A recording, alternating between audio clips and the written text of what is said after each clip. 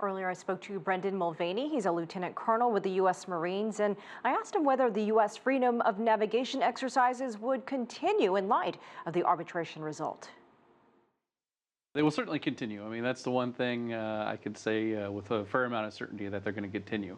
They've been going at a fairly decent, steady pace, picked up a little bit from a couple years ago. Nothing too excessive at this point, but they're definitely going to continue. And keep in mind, we do freedom of navigation operations throughout the world.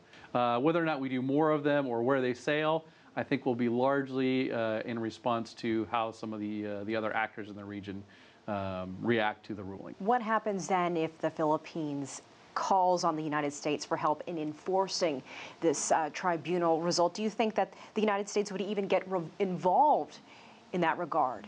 They're a treaty ally.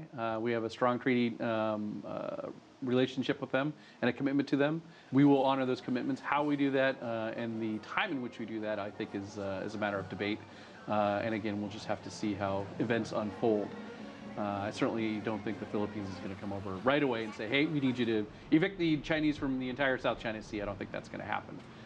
Or even at all, because this is a new administration. They well, and that's the other thing. So the Philippines, since they brought the case, they have a new administration, a new president who seems very willing to discuss with China. Maybe this gives him a little more credibility at home to be able to go and do bilateral negotiations with China, which of course is what both countries have stated they wanted. So hopefully, there is certainly an opportunity there. There could be some challenges, but hopefully an opportunity that both sides seize on. Now, we would like to play a constructive role. I'm sure if the parties involved would like us to be an arbitrator or mediator, we would love to help facilitate that, but we don't need to be involved. And again, we just want all the parties to come to some sort of accommodation and peaceful resolution, or at least establish a path toward resolution.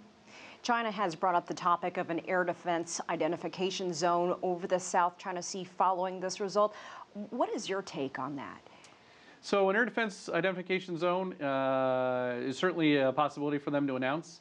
The question is what countries will follow it and to what extent. I think the use of one now that there are no EEZ claims because of the tribunal's decision probably makes it a little less likely that the countries in the region would abide by that. The one off its coast on the East China Sea, a little more likely because it does border China, and there are a lot of flights that use that to go in and out of China, not so much maybe the South China Sea. So they could certainly declare one.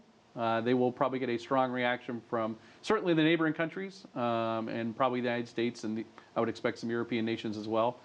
And while this has all been taking place, China, the United States, several other countries have been participating in the 2016 RIMPAC exercises. We see all this stuff happening politically, all the back and forth, but on the ground, on the sea, you see militaries working together. They're working together diplomatically. What does that do for the relationship between these countries? And you have a different kind of relationship on the side here. Well, and I think that's, well, to be honest, I think the South China Sea is the one on the side, and the other one is the overall relationship. The state of the relationship is good. We have more commonalities and common interests, I think, than we have differences. South China Sea is obviously a contentious thing where we have different interpretations. Now the court has ruled and there's one international interpretation for that. But I think the overall relationship is very good, which is why RIMPAC continues to go forward. We've done more training and more exercise with China, had a lot more interaction in the last several years. And this is something that has been slow in coming, but I've been very happy to see over the course of the years, ever since I moved to China in 2002, we've been slowly building year on year. And so this is an indication that the overall relationship is good.